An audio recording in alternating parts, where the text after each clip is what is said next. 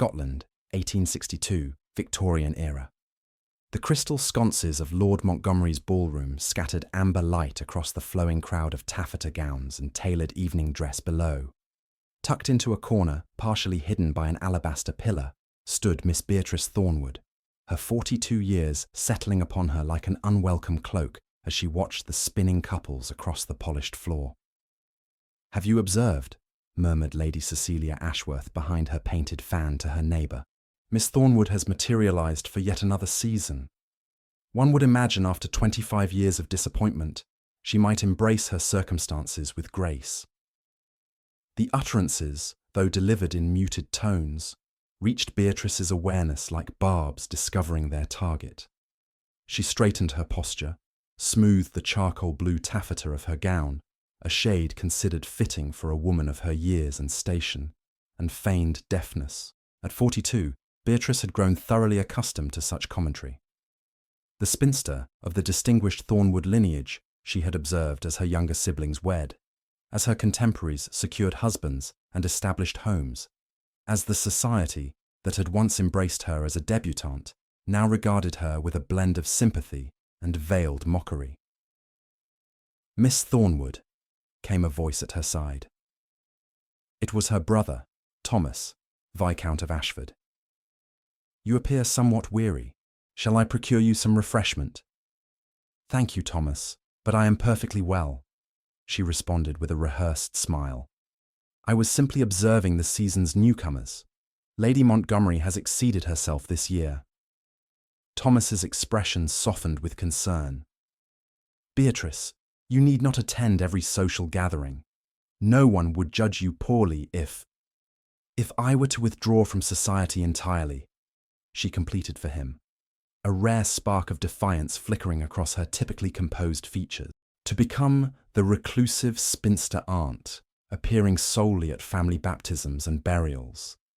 No, brother, I may not have secured a husband, but I decline to disappear completely." Before Thomas could reply, a hush descended over the ballroom.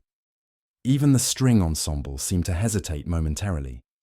"The Marquess of Ravenscroft," announced the footman at the grand entrance. Standing framed in the doorway, Sebastian Ashford, the 7th Marquess of Ravenscroft, cut an imposing figure in his flawless evening attire, his chestnut hair swept back from a countenance that poets had likened to Grecian marble. At 39, he remained Scotland's most coveted bachelor, his title ancient, his wealth considerable, and his properties among the most flourishing in the kingdom. "He appears especially formidable this evening," murmured Thomas. "I wonder which unfortunate debutante will be thrust into his path tonight." Beatrice observed as the assembled company separated like Moses parting waters before the Marquess. Despite his legendary fortune and position, Sebastian Ashford was renowned for his detachment, his exacting manners, and his apparent imperviousness to the charms of even the most beautiful young ladies of the town. "He has declined 4 flawless matches this season alone," continued Thomas. "Lady Montgomery must be beside herself. Her daughter numbers among this year's offerings." "Perhaps he finds the procession of naivety tiresome," Beatrice remarked, surprising herself with the frankness of her observation. Thomas raised an eyebrow. "Speaking from experience, sister?" "Speaking as one who has witnessed 25 seasons from the margins," she corrected gently. There is a certain predictability to it all. As the evening advanced, Beatrice maintained her position of dignified observation.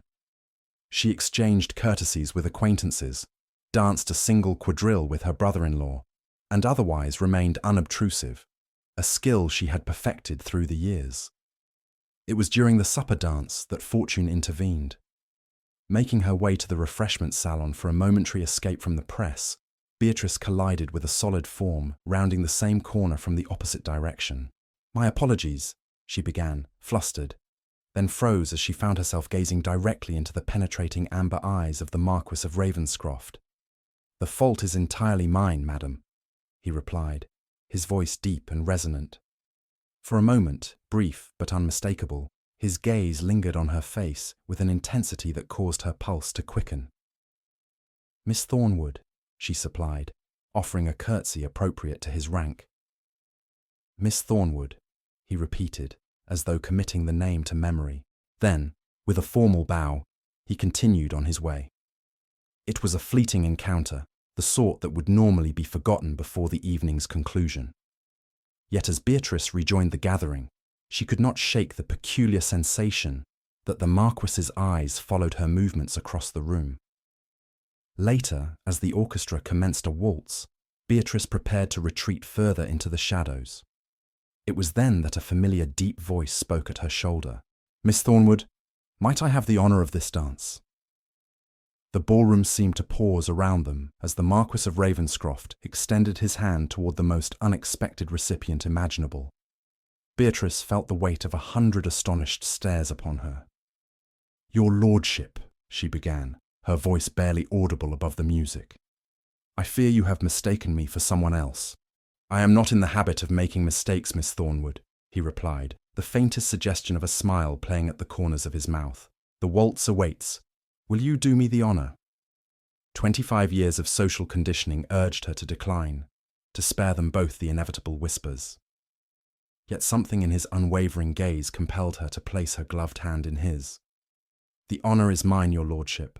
As he led her onto the floor, the whispers erupted like a swarm of disturbed hornets.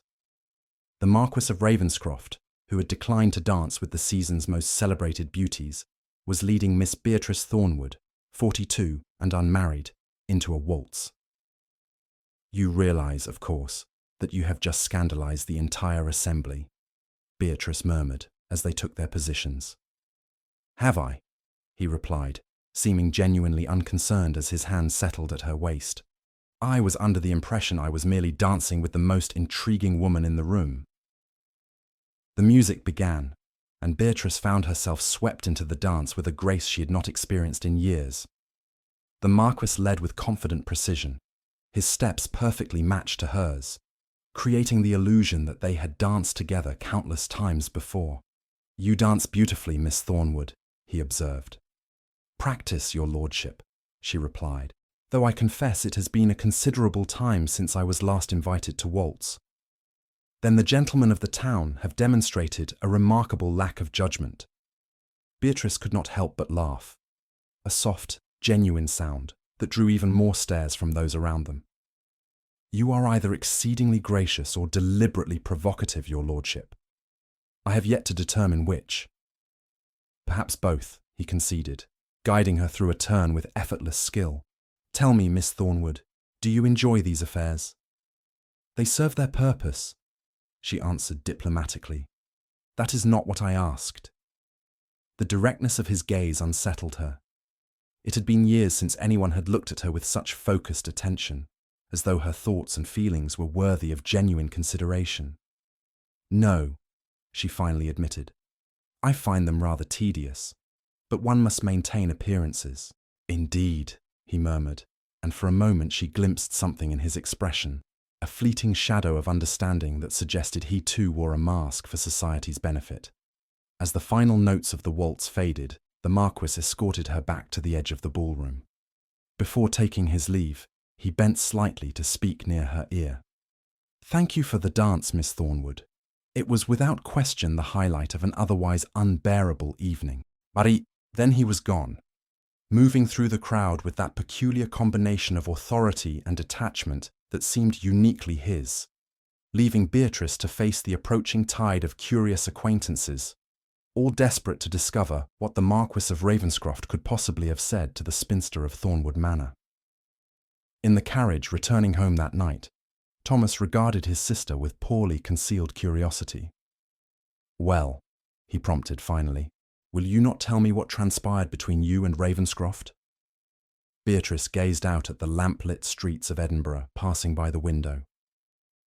"We danced, Thomas. Nothing more. The most eligible man in Scotland does not simply dance with anyone, Beatrice, particularly not when he has refused the hand of every debutante this season." She turned to face her brother, her expression thoughtful. "Perhaps he was merely being kind." Thomas snorted. "Ravenscroft is many things. Wealthy, powerful, respected, but kind has never been among his known qualities. The man has a heart of stone, if the rumours are to be believed." Beatrice returned her gaze to the window, her reflection ghost-like against the darkness beyond. "Then perhaps," she said softly, "the rumours are wrong." Back at Thornwood House, as her lady's maid helped her prepare for bed, Beatrice caught sight of herself in the mirror. The face that looked back at her was neither young nor beautiful by society's standards. The bloom of youth had faded, leaving behind a woman with fine lines at the corners of her eyes and a certain gravity to her countenance. Yet for the first time in years, she looked at her reflection and wondered if perhaps there was something still worthy of notice in the woman she had become. Something that had caught the eye of the most discerning man in Scotland, if only for the span of a single waltz. Foolishness, she chided herself aloud, dismissing the thought. A man like the Marquess of Ravenscroft did not seriously consider women like Beatrice Thornwood. Whatever his reasons for singling her out tonight, it would surely prove to be nothing more than a momentary whim, forgotten by morning. Little did she know that across Edinburgh, in the opulent study of his townhouse, the Marquess of Ravenscroft sat with a glass of whisky, contemplating the unexpected discovery he had made at the Montgomery ball, a woman whose intelligent eyes and quiet dignity had, in the space of a single dance, intrigued him more than all the bright young things of the season combined. The morning following the Montgomery ball dawned grey and misty, a fitting backdrop to Beatrice's reflections as she sat at her writing desk, composing a letter to her married sister in the Highlands. She had almost convinced herself that the previous night's encounter with the Marquess had been nothing more than a curious aberration, until the butler appeared at her door. "A delivery for you, Miss Thornwood," he announced with the faintest hint of surprise in his normally impassive voice. The footman behind him carried a magnificent arrangement of deep burgundy roses, so abundant that they nearly obscured his face. As he placed the crystal vase on a side table, Beatrice stared in bewilderment. "There must be some mistake," she began. "No, miss," the butler replied, extending a small ivory-coloured card on a silver salver. The messenger was most specific. With fingers that trembled slightly, Beatrice took the card. Upon it, in a bold, masculine hand, was written, "To brighten a dreary Edinburgh morning. Ravenscroft." "Heavens," she whispered, the card nearly slipping from her fingers. The butler cleared his throat discreetly. "Will there be a response, Miss Thornwood?" "Not at present," she managed, still staring at the roses as though they might vanish if she looked away. When the servants had withdrawn, Beatrice approached the flowers, inhaling their rich fragrance. In all her 42 years, no gentleman had ever sent her flowers, not even during her debut season, when she had been young and moderately pretty, if never a true beauty. "What game is he playing?" she murmured, gently touching one velvet petal. Her contemplation was interrupted by the arrival of her sister-in-law, Eleanor, Viscountess of Ashford, who burst into the room in a flutter of morning silk. "Is it true?" Eleanor demanded without preamble. "Did the Marquess of Ravenscroft truly send you roses?" Beatrice sighed. News travels with remarkable speed in this household. "The servants talk, especially when something so unprecedented occurs," Eleanor replied, circling the arrangement with wide eyes. "Beatrice, these must have cost a small fortune at this time of year." "I'm sure it's merely a courtesy after our dance," Beatrice said, attempting to sound dismissive. Eleanor gave her a shrewd look. "The Marquess of Ravenscroft does not dance with spinsters, nor does he send them roses as a courtesy. Something very strange is happening." Before Beatrice could formulate a response, the butler appeared again. "Viscount Ashford requests Miss Thornwood's presence in the study." Downstairs, Thomas paced before the fireplace, his expression troubled. He stopped when Beatrice entered. "I've just come from my club," he began without preamble. "The entire city is talking about nothing but you and Ravenscroft." Beatrice sank into a chair. Surely there are more important matters worthy of discussion.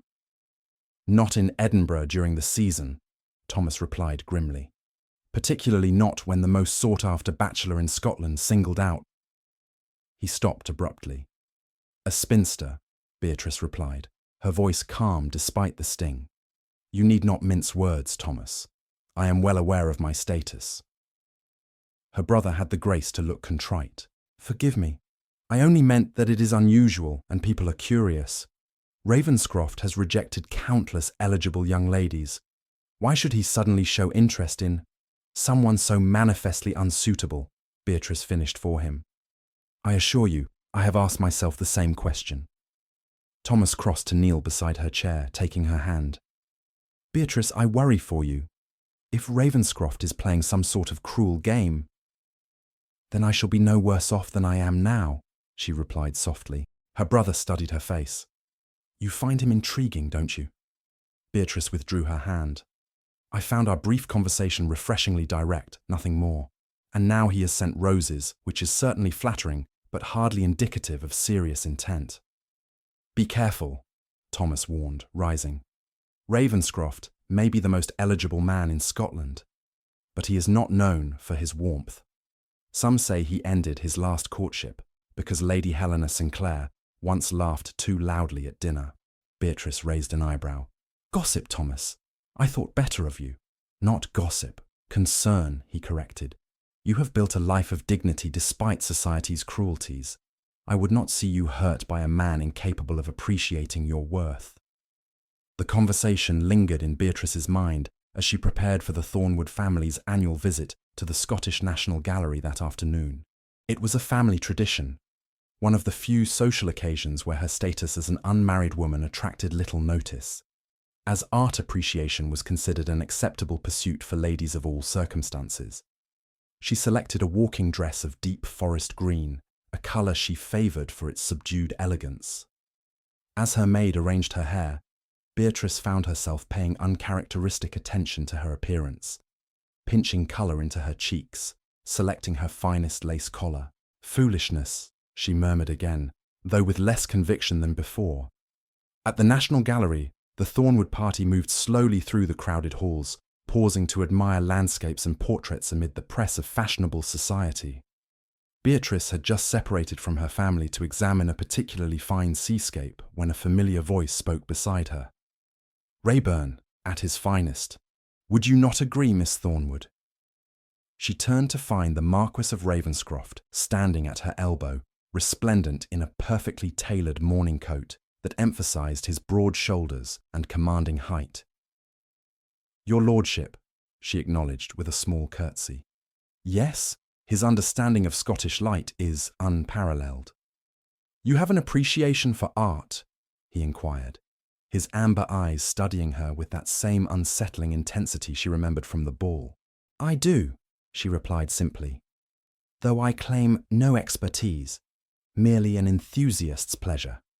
That is refreshing, he said, offering his arm. Shall we continue to the next gallery?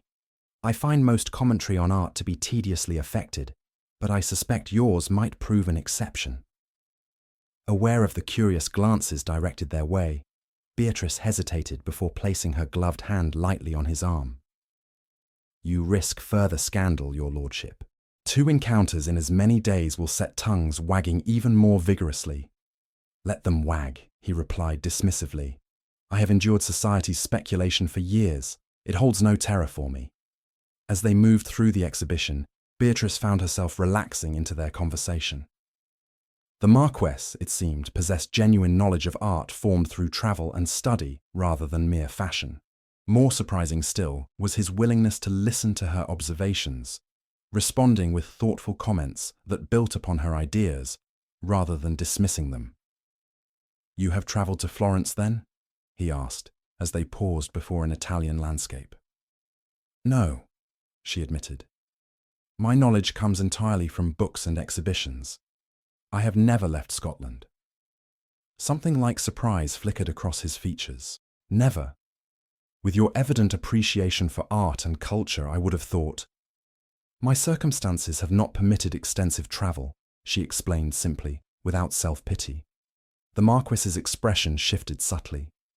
A grave oversight. The Uffizi Gallery alone would provide you with a lifetime of contemplation.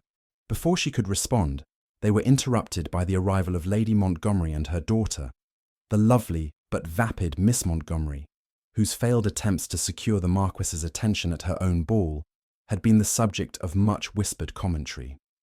"Your lordship!" Lady Montgomery exclaimed, her surprise at finding him in Miss Thornwood's company poorly concealed. "What an unexpected pleasure! Annabel and I were just admiring the Wilkie portrait." "Lady Montgomery," the Marquess acknowledged with a correct but cool bow. "Miss Montgomery, I trust you are enjoying the exhibition." "Oh, immensely," gushed Miss Montgomery, edging subtly closer to him while pretending Beatrice did not exist. "Though I confess these historical subjects can be so dreary, I much prefer more romantic themes." The Marquess's expression remained impassive. "Indeed, Miss Thornwood and I were just discussing Raeburn's revolutionary approach to portraiture. She has made several observations that I found quite illuminating." All eyes turned to Beatrice, who felt a flush rising to her cheeks at this unexpected praise. "How interesting," Lady Montgomery replied, her smile tightening. "I had no idea Miss Thornwood harboured such scholarly interests." "Few people take the time to discover what lies beneath the surface," the Marquess replied, his tone carrying a subtle edge that was not lost on either woman. An awkward silence followed, broken only when Thomas appeared at Beatrice's side, his expression a mixture of concern and curiosity. "Beatrice, Mother is requesting your company," he said, nodding formally to the assembled group. "Your lordship, Lady Montgomery." With a graceful curtsy to the Marquess and a polite nod to the Montgomerys, Beatrice allowed herself to be led away. She could feel the weight of the Marquess's gaze following her retreat. "That is twice in 2 days," Thomas murmured under his breath. "And now the roses. People are beginning to talk, Beatrice." "People always talk, Thomas," she replied wearily. "Not about you," he countered. "Not like this." The remainder of the afternoon passed in a blur of strained conversation and curious glances. By the time the Thornwood party returned home, Beatrice felt emotionally exhausted from the constant scrutiny. Retreating to her private sitting room, she found another delivery awaiting her. A beautifully bound volume of collected essays on Scottish art, accompanied by a note in the Marquess's now familiar handwriting. "For a fellow admirer of genius. Perhaps you might permit me to call tomorrow at 2. Ravenscroft." Beatrice sank into her chair, the book clutched to her chest, her mind whirling with confusion and a dangerous spark of hope that she had thought extinguished long ago. Across the city, in the elegant confines of his study, Sebastian Ashford, Marquess of Ravenscroft, sat opposite his oldest friend, Lord James Hartwell, who regarded him with frank astonishment. "You cannot be serious, Sebastian," Hartwell exclaimed. "Miss Thornwood, the woman must be past 40. "She is precisely 42, the Marquess corrected calmly, "and possessed of more intelligence and genuine grace than any debutante I have encountered in the past decade." Hartwell shook his head in disbelief. "The ton will think you've lost your mind. There are a dozen suitable young ladies from the finest families who would simper and agree with every word I uttered regardless of whether they understood it," Sebastian interrupted. "Who would marry me for my title, my fortune, and the prestige of being a marchioness without the slightest interest in who I am beneath those trappings?" "And Miss Thornwood is different," Hartwell challenged sceptically. The Marquess's expression softened almost imperceptibly. "Entirely different. She speaks her mind. She observes the world with clear eyes, and she expects nothing from me, which I find makes me want to offer her everything." Hartwell studied his friend with growing concern. "Sebastian, if this is some rebellion against society's expectations—" "It is not," the Marquess replied firmly. "For the first time in my life, James, I have met a woman whose company I genuinely enjoy, who challenges my thoughts, rather than merely reflecting them back to me. Is that so difficult to comprehend?" "For the Sebastian Ashford I have known since Cambridge." "Yes, frankly it is," Hartwell replied. "You've always been so controlled, so certain of your path." Sebastian gazed into the fire, his expression thoughtful.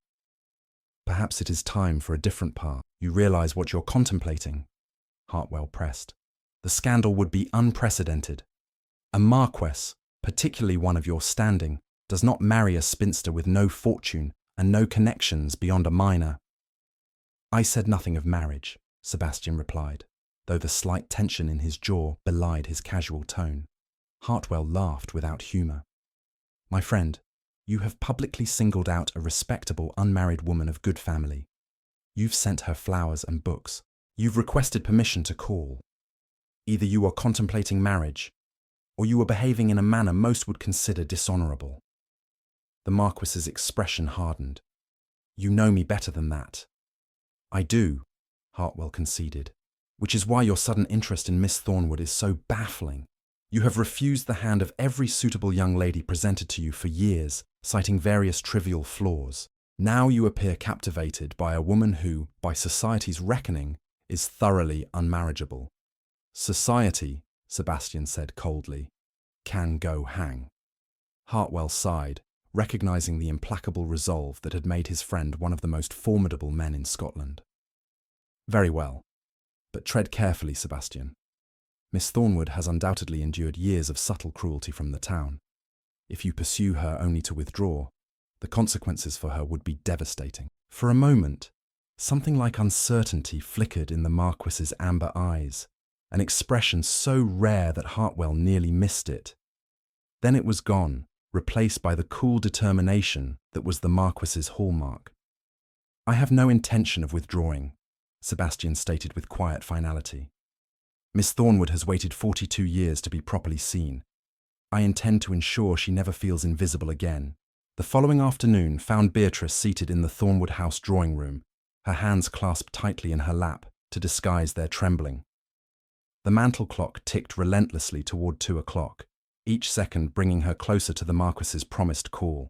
She had spent the morning in a state of uncharacteristic indecision, changing her gown 3 times before settling on a deep wine-coloured day dress that complemented her auburn hair, now showing threads of silver at the temples, and brought a touch of warmth to her pale complexion.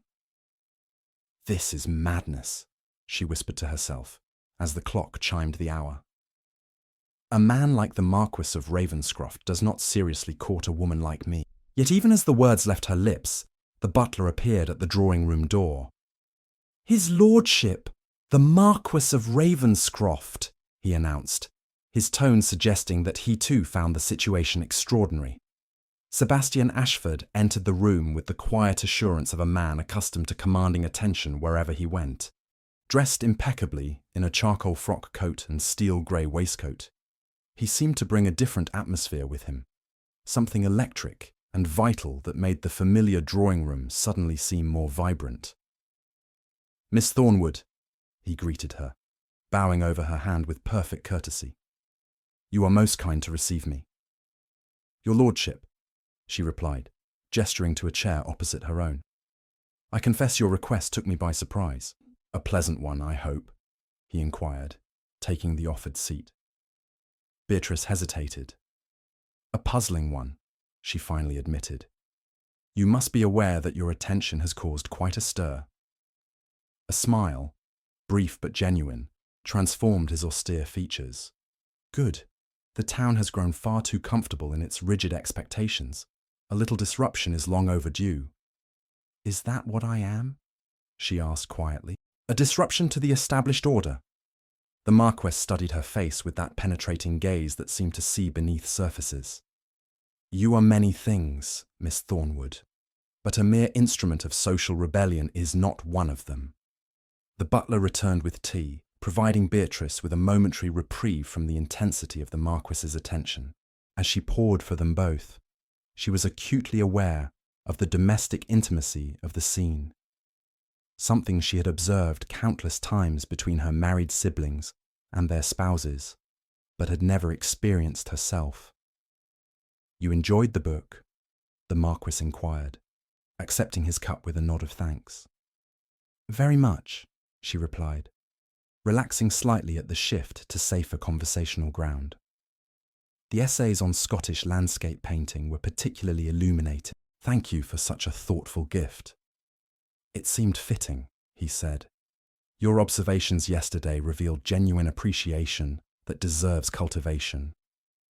Beatrice sipped her tea, gathering courage for the question that had haunted her since the Montgomery ball. "Your lordship, forgive my directness, but I must ask, why have you singled me out for these attentions?" Sebastian set down his cup, his expression serious. "Because in a sea of artifice, you stand as a beacon of authenticity. Because when you speak, you say what you mean rather than what you believe I wish to hear. Because your eyes reflect a depth of thought and feeling that I find compelling." The simple honesty of his answer stole Beatrice's breath. No man had ever spoken to her with such straightforward admiration, not even in her youth, when she had still harboured hopes of marriage. "I am 42 years old, your lordship," she reminded him, her voice steady despite the tumult of emotions his words had stirred. "I have no fortune, no particular beauty, and no accomplishments beyond those expected of any gentlewoman. Surely there are dozens of young ladies more worthy of your interest." "Worthy," he repeated, an edge entering his voice. "A curious choice of words. Tell me, Miss Thornwood, by what measure do you determine a person's worth? By youth, beauty, fortune? These seem remarkably shallow criteria for a woman of your intelligence." Beatrice flushed. "You misunderstand me. I meant only that society." "Society," he interrupted, "has consistently demonstrated a profound inability to recognize true value. I, however, am not so limited in my perceptions." A charged silence fell between them, broken only when the Marquess rose and crossed to the window, his tall figure silhouetted against the afternoon light. "Perhaps I should speak plainly," he said, turning back to face her. "I have spent the past 15 years avoiding matrimony, Miss Thornwood, because I have never encountered a woman whose company I could envision tolerating for a lifetime. Until now." Beatrice stared at him, certain she had misheard. "Your lordship, if this is some kind of jest—" "I do not jest about matters of such importance," he replied, his expression grave. "I am well aware that my attention has placed you in an uncomfortable position. Society whispers, your family worries, and you yourself must be uncertain of my intentions." He returned to his seat, leaning forward slightly. "Allow me to clarify them. I wish to court you, Miss Thornwood, with the utmost propriety and respect. If, after a period of better acquaintance, you find my company as agreeable as I find yours, I hope you might consider a more permanent arrangement." Beatrice felt as though the floor had fallen away beneath her feet. "You cannot be serious," she whispered. "I have never been more serious about anything in my life," he replied simply. "But the scandal means nothing to me. The disparity in our situations is relevant only if we allow it to be. Your family's expectations are not my concern. I am the head of my house and answer to no one regarding my choice of bride." His calm dismantling of each objection left Beatrice speechless. Finally, she managed to ask the question that lay at the heart of her disbelief. "Why me, your lordship? After all these years of refusing every eligible match, why would you choose someone society considers thoroughly unmarriageable?" Sebastian's expression softened. "Because when we danced, Miss Thornwood, I felt for the first time that I was in the presence of a woman who saw me. Not the Marquess, not the fortune, not the ancient title, but the man beneath all those trappings. Do you have any idea how rare that is?" Before she could respond, the drawing-room door opened to admit Lady Thornwood, Beatrice's mother, whose surprise at finding the Marquess of Ravenscroft in her drawing-room was poorly concealed beneath a veneer of social grace. "Your lordship!" she exclaimed, curtsying deeply. "What an unexpected honour! I do apologise for interrupting." "Not at all, Lady Thornwood," Sebastian replied, rising to bow. "I was just discussing the National Gallery exhibition with your daughter. Her insights are most illuminating." Lady Thornwood's gaze darted between them, clearly struggling to make sense of the scene before her. How delightful! Beatrice has always been fond of art, though I fear her observations may lack the sophistication to truly interest someone of your background, your lordship. Hi. Beatrice felt a familiar pang at her mother's dismissive tone, a subtle diminishment she had endured for years as her marriage prospects faded. "On the contrary," the Marquess replied, his voice cooling perceptibly. "Miss Thornwood's understanding rivals that of many so-called experts of my acquaintance. You must be very proud of her accomplishment." Lady Thornwood blinked, clearly unaccustomed to hearing her eldest daughter praised by anyone, let alone one of the most powerful men in Scotland. "Yes, of course," she stammered. "Beatrice has always been studious." The Marquis turned back to Beatrice, ignoring the obvious discomfort his presence had created. "Miss Thornwood, might I prevail upon you to accompany me to the Royal Botanic Garden tomorrow? The tropical specimens are particularly fine this season." Aware of her mother's widening eyes, Beatrice hesitated only briefly before nodding. "I should like that very much, your lordship." "Excellent. Shall we say 11 o'clock? I will send my carriage." With that, he bowed to both ladies and took his leave, his departure leaving a vacuum of stunned silence in its wake. "Beatrice," Lady Thornwood breathed when the front door had closed behind him. "What in heaven's name is happening? First the roses, now a private call, and an invitation to the gardens. The Marquess of Ravenscroft is courting you." "It would appear so, mother," Beatrice replied, still trying to absorb the reality of the situation herself. Lady Thornwood sank into a chair, fanning herself vigorously. But why, after all these years of being overlooked, to suddenly attract the attention of the most eligible bachelor in Scotland? It defies all understanding. Beatrice winced at her mother's artless candour. "Thank you for that assessment, mother." Lady Thornwood had the grace to look abashed.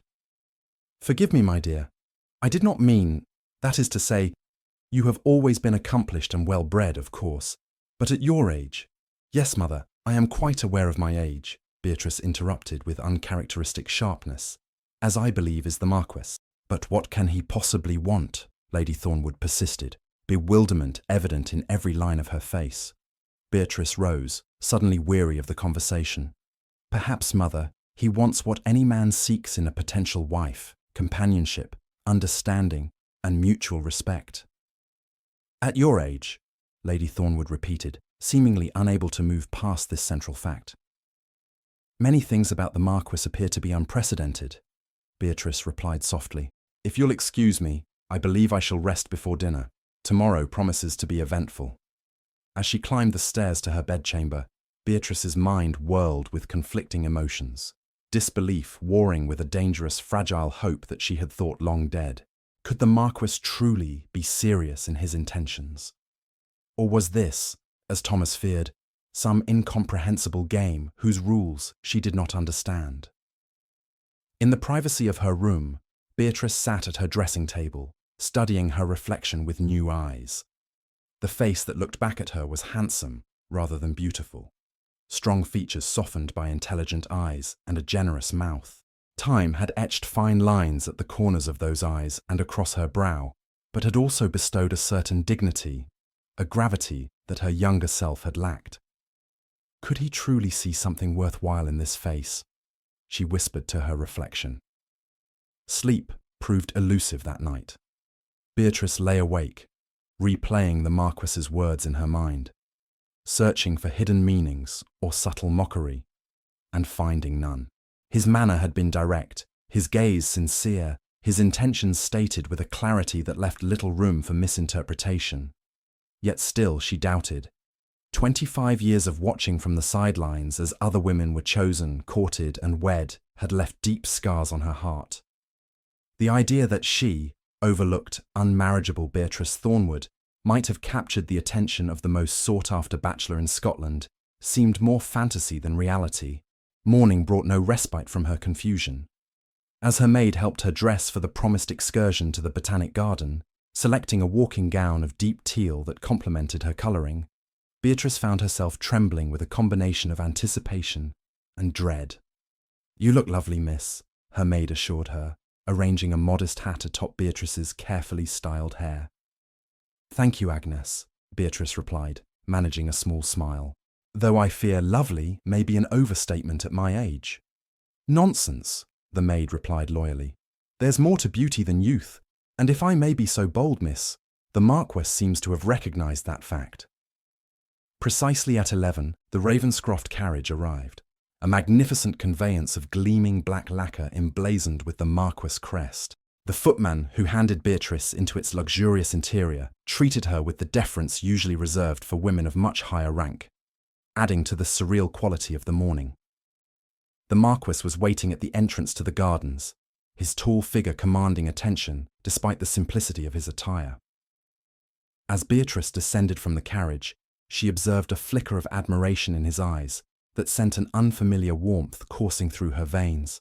"Miss Thornwood," he greeted her, bowing over her hand. "You are punctual, another quality I find admirable." "Your lordship," she replied, dropping a curtsy. "Thank you for the invitation. It has been some years since I last visited the gardens." "Then we shall remedy that oversight immediately," he declared, offering his arm.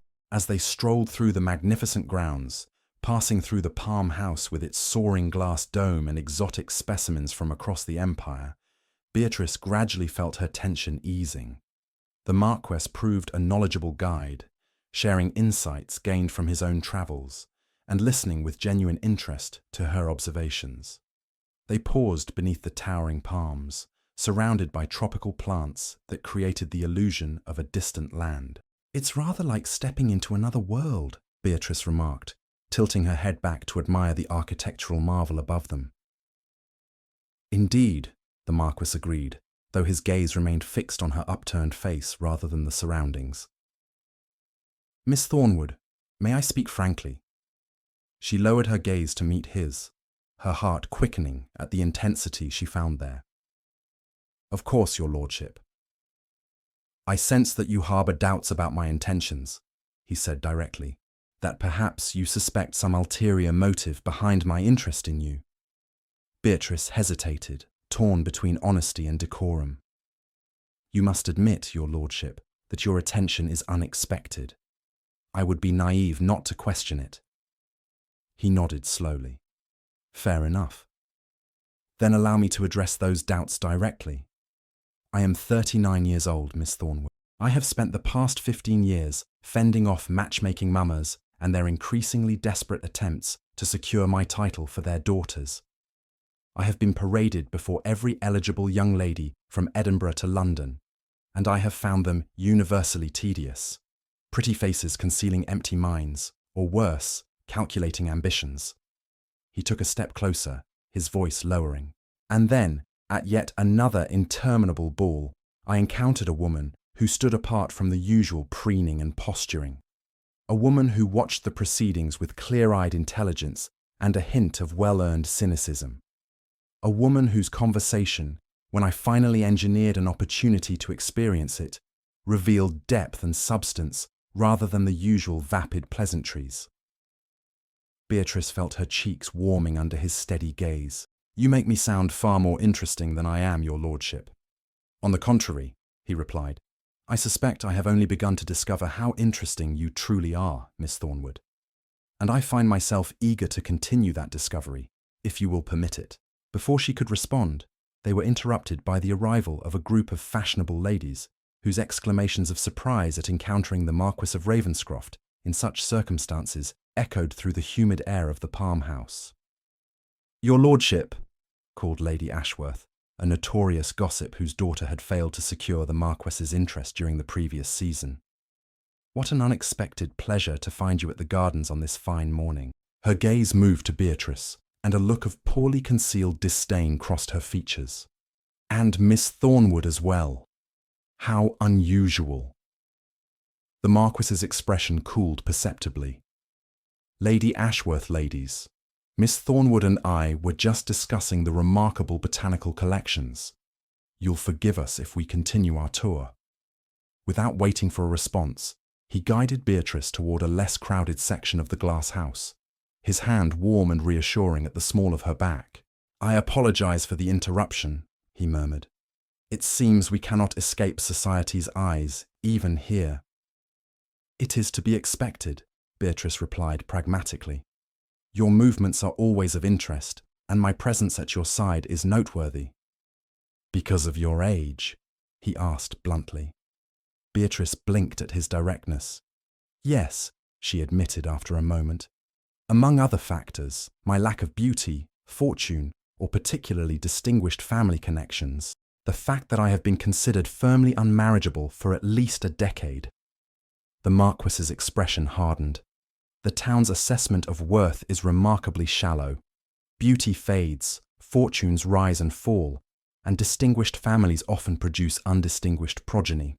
As for being unmarriageable, he made no attempt to hide his disdain for the phrase. I find that particular social construct both arbitrary and idiotic. Ha! Despite herself, Beatrice laughed, a genuine sound of surprise and delight that echoed pleasantly in the humid air. Your lordship, I believe you may be the first person I've encountered who sees it that way. His expression softened at her laughter. Then the rest of society is blind. Tell me, Miss Thornwood, if you had not been constrained by convention, what would you have done with your life? The question caught her off guard. I'm not sure I understand. If marriage had not been the only acceptable path for a woman of your standing, he clarified, what pursuits might have captured your interest? Beatrice considered the question thoughtfully as they continued their stroll among the exotic foliage. I would have liked to travel, she said finally, to see the art and architecture I've only read about, to experience different cultures and landscapes firsthand. Where would you go first? He prompted, genuinely interested. Italy, I think, she replied, her eyes lighting with enthusiasm. Florence, Rome, Venice, to see the works of the Renaissance masters in their original settings. And after Italy, perhaps Greece, Egypt. The ancient civilizations have always fascinated me. She paused, looking somewhat embarrassed. I sound rather like a schoolgirl with fanciful dreams. Not at all, the Marquess countered firmly. You sound like someone with a mind eager for knowledge and experience, qualities I find infinitely more attractive than the vapid accomplishments society prizes in its young ladies. They had reached a secluded corner of the glass house, sheltered from curious eyes by a stand of bamboo. The Marquess turned to face her, his expression serious. Miss Thornwood, Beatrice, if I may, I wish to be entirely clear about my intentions. I am not playing a game. I am not seeking to cause a scandal. I am pursuing you because, in the brief time of our acquaintance, you have engaged my mind and intrigued my heart in ways no other woman has managed in 39 years of existence. He took her gloved hand in his. I recognize that my attention places you in an uncomfortable position. Society will whisper. Your family will worry. And you yourself may doubt the sincerity of my regard. But I ask only that you grant me the opportunity to demonstrate that regard through continued acquaintance. Beatrice looked up into his face, the strong aristocratic features that had launched 1,000 matrimonial campaigns, and saw nothing but earnest intent in his amber eyes. Your lordship, Sebastian, she began, the intimate address sending a tremor through her voice. I fear you may be courting disappointment. I'm not young, not beautiful in the conventional sense. You are beautiful to me, he interrupted, his thumb tracing a gentle pattern on the back of her hand. Your intelligence shines in your eyes. Your dignity lends grace to every movement. Your smile, when you deign to bestow it, transforms your entire countenance. He stepped closer, close enough that she could detect the subtle scent of sandalwood that clung to his clothing. I have watched countless debutantes parade their youth and superficial charms before me, Beatrice. Not one of them has moved me as you did with a single dance, a single conversation. Beatrice felt breathless, caught between decades of ingrained caution and the undeniable pull of the connection forming between them. Society will be merciless, she warned softly. Society has always been merciless, he countered. To you for remaining unmarried, to me for refusing to choose a bride to their liking. Perhaps it is time we both stopped allowing its cruelty to dictate our happiness. The moment hung between them, fragile and charged with possibility. Then, with a gentle squeeze of her hand, Sebastian stepped back, restoring a proper distance between them. I have overwhelmed you, he observed, reading her expression with uncanny accuracy. "Forgive me. I did not intend to press my case so forcefully on this occasion." "No," Beatrice replied, finding her voice. "That is, I appreciate your candor. It is refreshing after so many years of polite fiction." He smiled, a genuine expression that transformed his austere features and sent an unexpected flutter through her chest. "Then perhaps we might continue this conversation over luncheon. I have taken the liberty of arranging a private meal in the director's residence. He is an old friend and has kindly offered the use of his dining room." The remainder of their visit to the Botanic Garden passed in a pleasant haze for Beatrice. The private luncheon proved delightful, with conversation flowing easily between discussions of art, literature, and philosophy. Sebastian revealed himself to be widely read and thoughtful, with opinions that challenged rather than merely echoed the prevailing wisdom of their class. As he handed her back into his carriage for the return journey to Thornwood House, he asked quietly, "Might I call on you again tomorrow?" "Yes," Beatrice replied without hesitation, surprising herself with the readiness of her answer. "I should like that very much." His smile, warm and genuine, stayed with her long after she had returned home to face her family's curious questioning about the outing. That evening, Thomas cornered her in the library, his expression troubled. "Beatrice, what exactly is transpiring between you and Ravenscroft? The entire city is talking." "I am not entirely certain myself," she admitted, selecting a volume from the shelf to avoid meeting her brother's concerned gaze. "He has expressed interest in continued acquaintance." "Interest," Thomas repeated skeptically. "Beatrice, the man is courting you openly and without apology. It is unprecedented." She finally turned to face him. "Do you find it so impossible to believe that someone might genuinely desire my company, Thomas?" Her brother had the grace to look abashed. "Of course not. You are intelligent, kind, and possessed of more substance than most women half your age. But Ravenscroft, his reputation for fastidiousness, for impossible standards, the fact that he has rejected every suitable match for 15 years only to suddenly show interest in—" He stopped abruptly. "A spinster of 42, Beatrice finished for him, her voice steady despite the sting. "Yes, it is unexpected. I have said as much to him directly." "And what was his response?" A small smile touched her lips as she recalled Sebastian's words in the Palm House. "He said that society's assessment of worth is remarkably shallow, and that he finds the concept of being unmarriageable both arbitrary and idiotic." Thomas's eyebrows rose in surprise. "That does not sound like the Ravenscroft I have heard described at my club." "Perhaps," Beatrice suggested gently, "the Marquess's town believes it knows it is not the man himself, but rather the title they all covet." Her brother studied her face intently. "You care for him," he observed, sounding faintly astonished. "I find his company stimulating," she acknowledged carefully. "His conversation is intelligent, his opinions thoughtful, and his manner refreshingly direct." Thomas ran a hand through his hair, a gesture of frustration he had maintained since boyhood. "Beatrice, I only wish to protect you from potential hurt. If Ravenscroft is sincere, then I could not be more delighted for you. But if this is some passing fancy on his part, then I shall endure it as I've endured everything else," she replied with quiet dignity. "But Thomas, what if it is not? What if, after all these years, I have encountered someone who sees me, truly sees me, for who I am? Would you have me reject that possibility out of fear?" Her brother's expression softened. "No," he finally admitted. "No, I would not. But promise me you will proceed with caution. Your heart has been preserved intact for 42 years. I would not see it broken now. I promise," she assured him, though in truth she feared it might already be too late for caution. The seed of hope that Sebastian had planted in her heart was already taking root, growing stronger with each encounter, each conversation, each glimpse of the man beneath the Marquess title. Over the following weeks, Edinburgh society watched in fascinated disbelief as the Marquess of Ravenscroft's courtship of Miss Beatrice Thornwood continued with unwavering purpose. He called at Thornwood House almost daily, sent flowers and books with thoughtful notes, and escorted her to exhibitions, concerts, and even the opera, appearing utterly indifferent to the whispers and stares their appearances together provoked.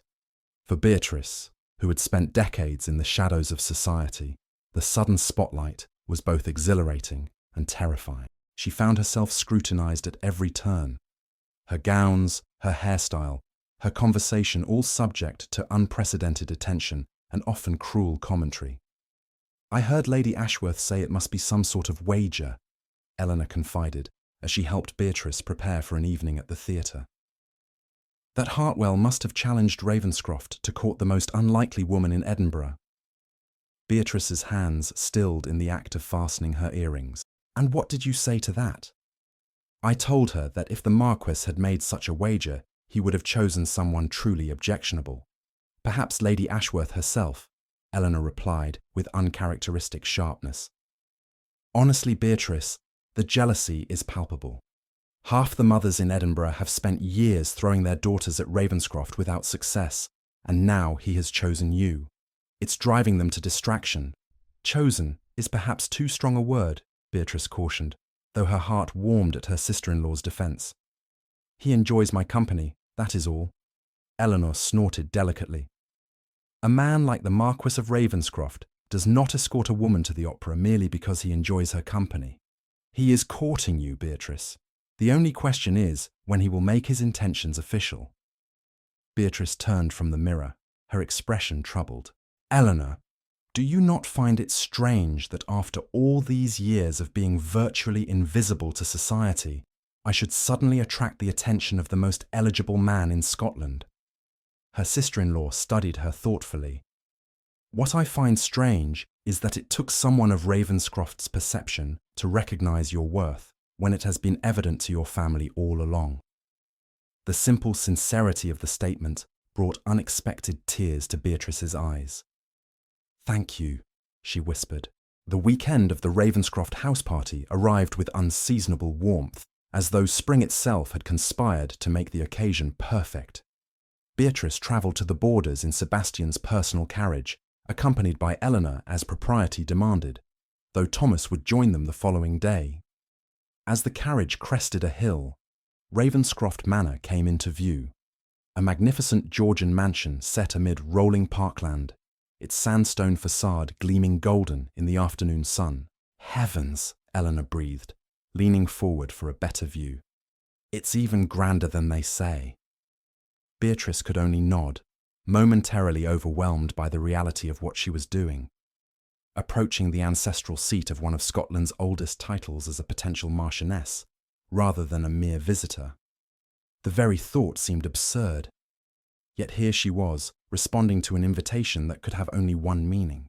As the carriage rolled to a stop before the imposing entrance, Sebastian himself emerged to greet them, descending the wide stone steps with an eager stride that belied his usual reserve. "Beatrice," he said warmly, helping her from the carriage with gentle hands. "Welcome to Ravenscroft." For a moment they stood gazing at each other, oblivious to the servants arrayed on the steps, or Eleanor being handed down behind them. Then, recollecting himself, Sebastian turned to greet Eleanor with correct, if cooler, courtesy, before escorting them both into the entrance hall. The interior of Ravenscroft Manor was every bit as impressive as its exterior: soaring ceilings, marble floors, and walls hung with ancestral portraits and priceless works of art. Yet, despite its grandeur, there was a warmth to the house that Beatrice had not expected, a sense that it was a home rather than merely a showpiece of aristocratic wealth. "I've had rooms prepared for you in the West Wing," Sebastian informed them, as footmen moved forward to collect their luggage. "The views of the garden are particularly fine at this time of year. I thought you might appreciate them, Beatrice." The personal consideration touched her deeply. "Thank you, Sebastian. That was most thoughtful." His expression softened at her use of his given name, still a novelty that seemed to please him each time she employed it. "I shall leave you to rest and refresh yourselves before dinner. The other guests will be arriving throughout the afternoon." As a maid led them to their rooms, Eleanor leaned close to whisper, "Did you see how he looked at you, Beatrice? If the man is not in love, I shall eat my best bonnet." Beatrice shushed her, though her heart leapt at the observation. Could it be true? Could the Marquess of Ravenscroft, Sebastian, truly love her? The possibility seemed too extraordinary to credit, yet the evidence was increasingly difficult to dismiss. After resting briefly, Beatrice began to prepare for dinner with Eleanor's help, selecting a gown of deep violet silk that highlighted her auburn hair and brought warmth to her complexion. "You look lovely," Eleanor declared as she fastened the last button. "Truly, Beatrice, I have never seen you look better." Studying her reflection, Beatrice had to admit there was a difference in her appearance, not in her features, which remained as they had been, but in her expression, her bearing. There was a light in her eyes that had been absent for years, a confidence in her posture that spoke of renewed hope. As they descended to the drawing room where pre-dinner drinks were being served, Beatrice was acutely conscious of the scrutiny she would face from Sebastian's inner circle.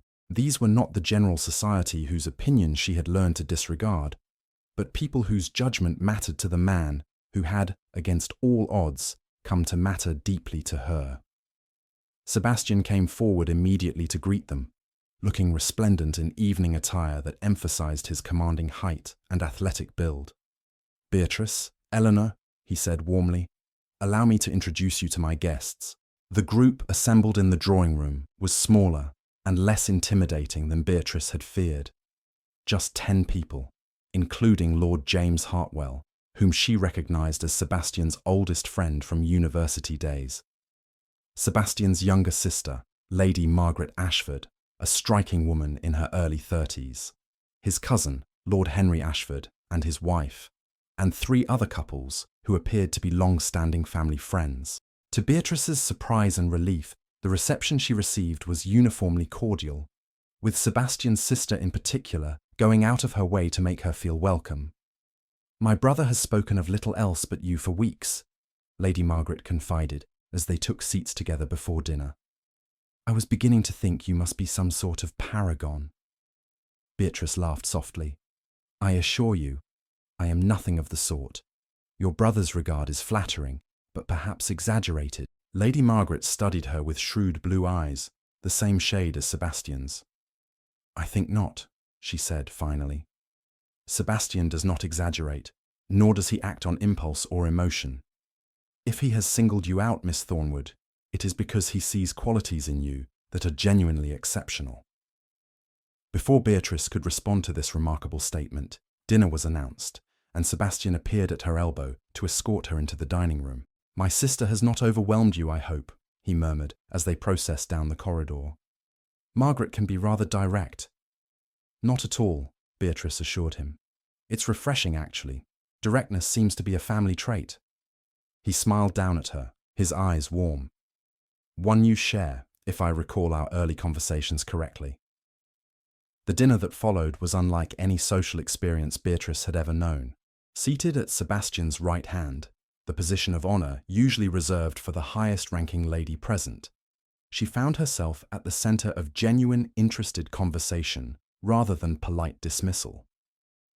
Sebastian's friends and family engaged her on topics ranging from literature to politics, listening to her opinions with actual attention rather than mere courtesy.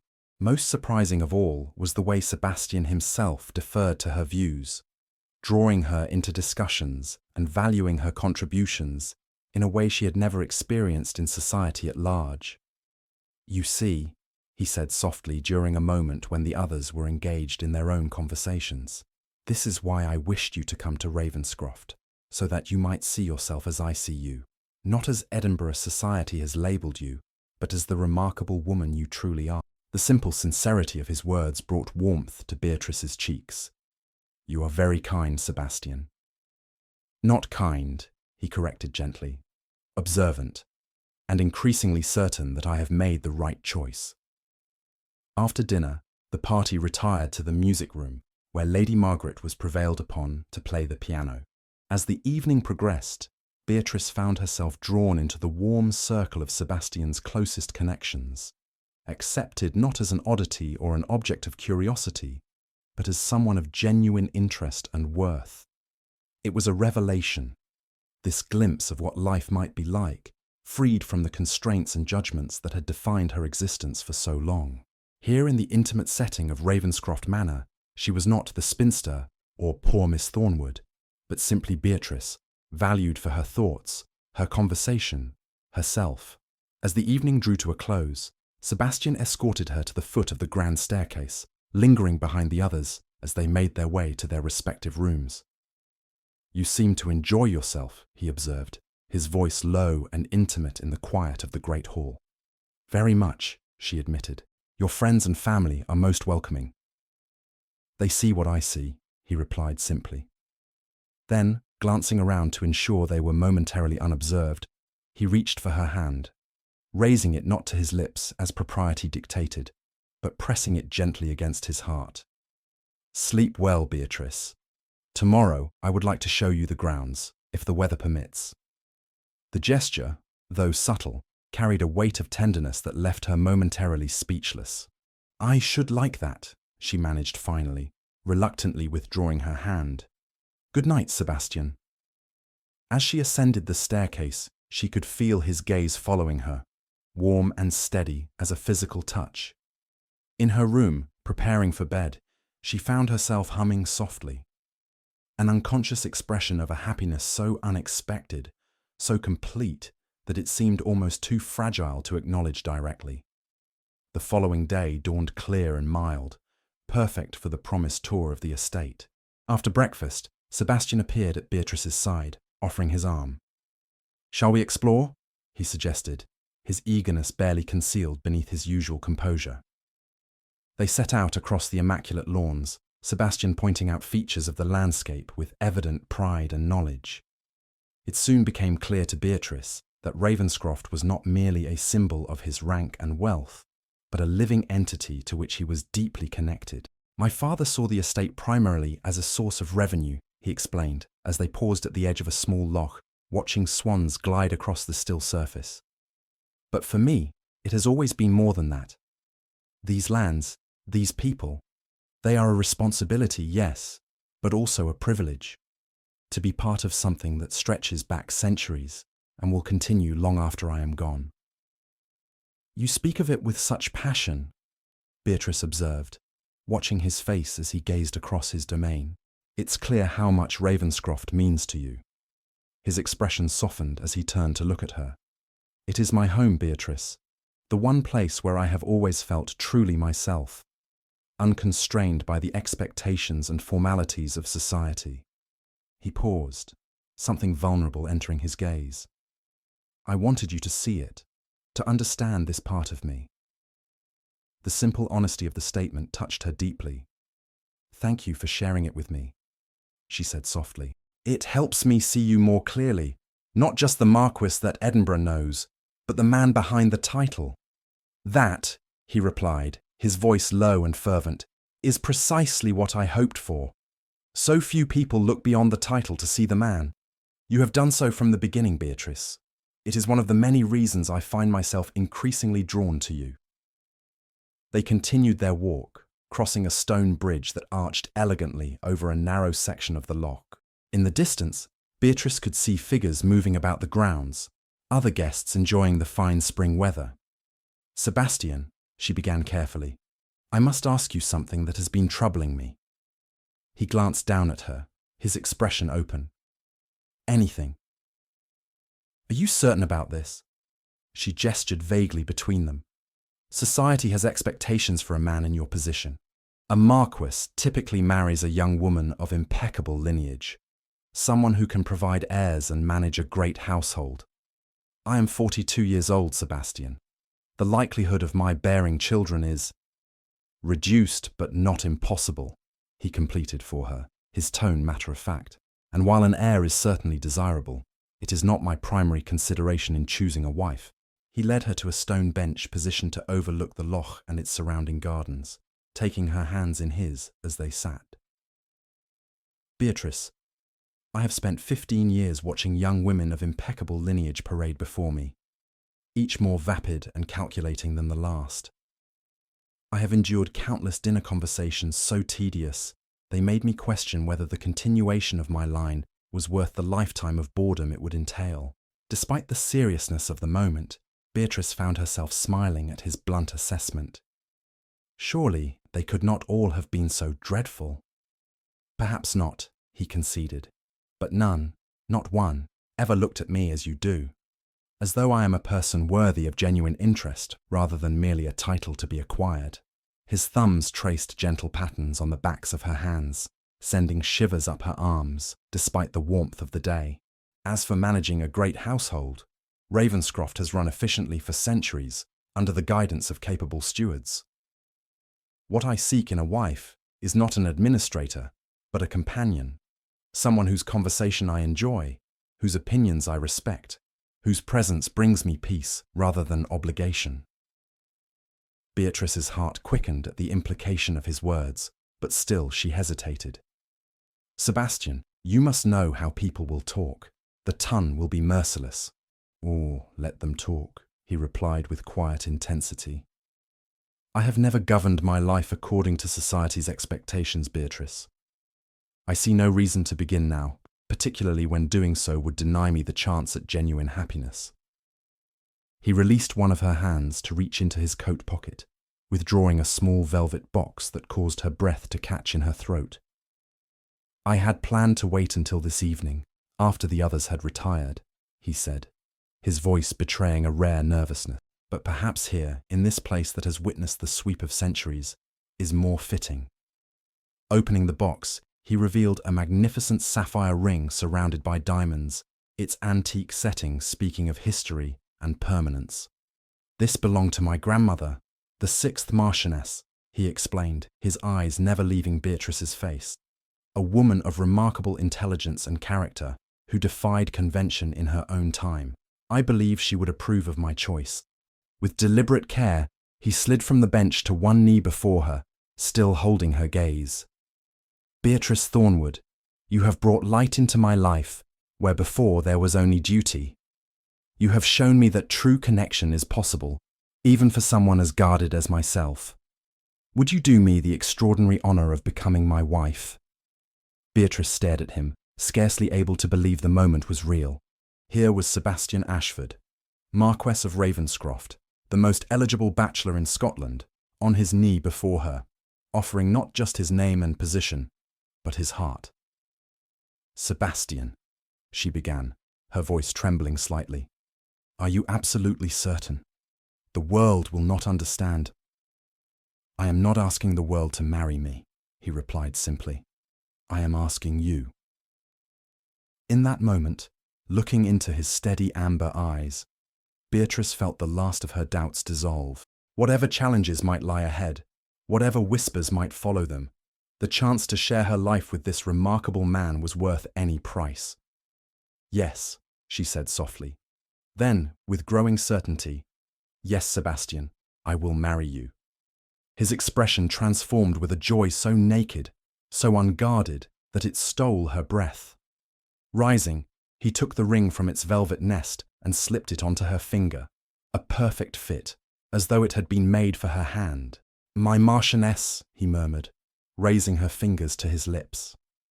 Then, glancing around to ensure they were unobserved, he leaned forward and pressed a gentle, reverent kiss to her lips, their first, a seal on the promise they had just exchanged. When they finally parted, Beatrice felt as though the world had shifted on its axis, that everything before this moment had been merely a prelude to the life now opening before her. At 42 years old, when society had long since consigned her to the margins, she had found love with a man who saw her true worth. Shall we share our news with the others? Sebastian asked, his eyes still bright with happiness. Yes, she agreed, her heart overflowing. Though I imagine your sister at least may have anticipated this development. He laughed, a free, joyful sound she had rarely heard from him. Margaret has been hinting rather heavily that I should secure my happiness before you could change your mind about me. Change my mind, Beatrice echoed incredulously. As if that were possible. Hand in hand, they walked back toward the house, where their news would be met first with delight from those closest to them, and later with shock and scandal by society at large. But in that moment, with Sebastian's strong fingers intertwined with hers and the sapphire gleaming on her hand, Beatrice found she cared not at all for what the world might think. She had spent 42 years living according to society's expectations and limitations. Now she would forge a new path. As the Marquess of Ravenscroft, yes, but more importantly, as a woman who had found love when she least expected it, with a man who valued her for exactly who she was. The news of their engagement spread through Edinburgh society like wildfire, igniting a conflagration of gossip, speculation, and thinly veiled disbelief.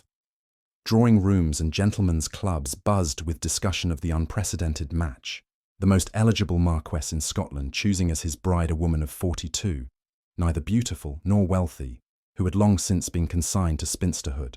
"It must be some sort of bizarre infatuation," Lady Ashworth declared to her circle of confidants over tea. "Men of a certain age sometimes develop these peculiar fixations. It will pass, of course, but unfortunately not before he has bound himself to her permanently." "Perhaps she has bewitched him somehow," suggested another matron, whose own daughter had failed to secure the Marquess's interest during the previous season. "They say her mother's family had connections to those mystical Highland folk." Such whispers reached Beatrice's ears, of course. Servants talked, and Eleanor made it her business to report the most outrageous speculations with a mixture of indignation and dark humour. Yet to her own surprise, Beatrice found the gossip affected her far less than it might have done before. "Let them talk," she said to Eleanor, unconsciously echoing Sebastian's words. "In time, they will find some new scandal to occupy them." The engagement was brief by society's standards, just 6 weeks, during which Beatrice found herself suddenly at the centre of a whirlwind of activity. There were trousseau fittings, meetings with solicitors regarding settlements, consultations about the refurbishment of the Marchioness's apartments at Ravenscroft, and countless other details that demanded attention. Through it all, Sebastian remained a steady presence, attentive, supportive, and increasingly demonstrative of his affection, particularly when they managed to steal moments alone. Beatrice discovered in herself a capacity for happiness she had thought long extinguished, a youthful joy that belied her 42 years. "You look younger every day," Thomas remarked one evening as they sat together in the library at Thornwood House. "I would never have believed it possible, but impending marriage appears to agree with you, sister." Beatrice smiled, touching the sapphire ring that now adorned her finger. "Happiness agrees with me, Thomas. Something I had nearly forgotten was possible." Her brother's expression softened. "You deserve it, Beatrice. No one deserves it more." The wedding itself was held at St. Giles's Cathedral, a concession to Sebastian's position, rather than Beatrice's preference for a quieter ceremony. The church was filled to capacity, though Beatrice knew many had come not to celebrate their union, but to witness what society considered a peculiar spectacle. Yet as she walked down the aisle on Thomas's arm, her gaze fixed on Sebastian waiting at the altar, she found she cared not at all for the whispers that followed her progress.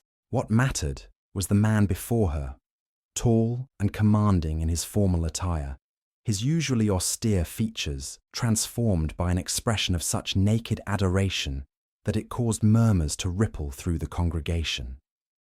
Their vows were exchanged with clear, steady voices, a promise not just of fidelity and support, but of a partnership based on mutual respect and genuine affection. When Sebastian slipped the heavy gold band onto her finger to join the sapphire engagement ring, his hands were gentle, his touch lingering longer than strictly necessary. "I now pronounce you man and wife," declared the minister, and with those words, Beatrice Thornwood became her ladyship, the Marchioness of Ravenscroft, a transformation so complete and yet so unexpected that she felt momentarily dizzy with the reality of it. The reception that followed at Ravenscroft House, Sebastian's Edinburgh residence, was a study in contrasts.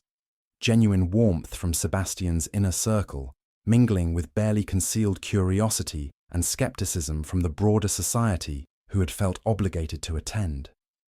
Yet Beatrice found herself floating through the afternoon with serene confidence. Sebastian's steady presence at her side, a shield against any potential barbs. "How are you faring, Marchioness?" he murmured during a brief moment alone, the new title sending a pleasant shiver down her spine. "Remarkably well," she replied honestly. "Though I suspect many of our guests are still waiting for you to reveal this has all been an elaborate jest." Sebastian's eyes darkened. "They will wait a very long time then," he said firmly, his hand finding hers and squeezing gently. "You are mine now, Beatrice, as I am yours. The rest of the world can go hang." Later that evening, as their carriage carried them away from the reception toward the beginning of their wedding journey, a tour of Italy that Sebastian had insisted on arranging, knowing it had been Beatrice's lifelong dream to see the art and architecture she had only read about, Beatrice found herself overwhelmed by the day's events. "Are you well?" Sebastian asked, noting her silence as they left Edinburgh behind. "More than well," she assured him, reaching for his hand in the darkness of the carriage. "I was just thinking how extraordinary life can be. 6 months ago, I had resigned myself to a future of quiet spinsterhood, watching from the sidelines as others lived their lives. And now," he prompted softly, "now I find myself embarking on an entirely new chapter with a man I have come to love more deeply than I ever thought possible." The admission, the first time she had spoken the word love aloud, came naturally, without hesitation. Sebastian's breath caught audibly. Then, with a movement swift and decisive, he gathered her into his arms, his lips finding hers in a kiss far more passionate than the chaste one they had shared at the altar. When they finally parted, both breathless, he rested his forehead against hers. "I have loved you, Beatrice, since that first waltz," he confessed, his voice rough with emotion, "though I scarcely recognized the feeling at the time. It has been so long since I allowed myself to want anything beyond duty and responsibility." Beatrice raised a hand to cup his cheek, marveling at the freedom to touch him, to express the tenderness that had grown between them. "And now?" "Now," he said, drawing her closer still. "I find myself wanting everything with you.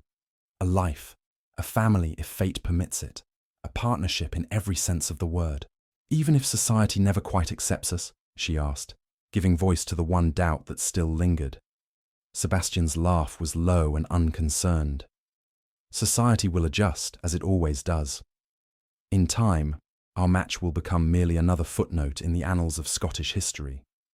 But what we build together, Beatrice, that will be our legacy, far more significant than any gossip or scandal."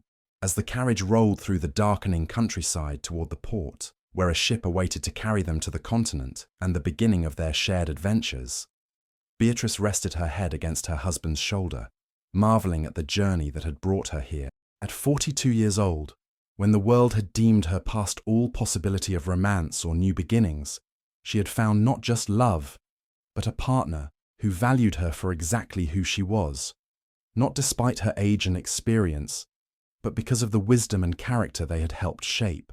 And Sebastian, who had spent years holding the world at arm's length, had found in her a companion whose presence enriched rather than diminished him, whose love had awakened parts of himself he had thought forever dormant. Together, they would face whatever challenges lay ahead: the potential skepticism of society, the practical considerations of their future, the adjustments of building a life together after years of independence.